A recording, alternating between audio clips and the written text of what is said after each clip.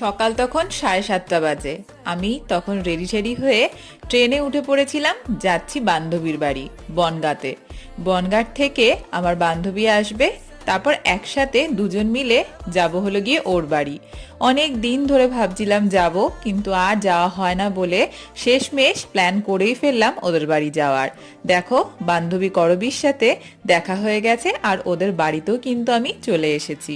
এসেই একটা এত সুন্দর জিনিস দেখলাম, সেটা তাই জন্য তোমাদের সাথে ভাবলাম একটু শেয়ার করি।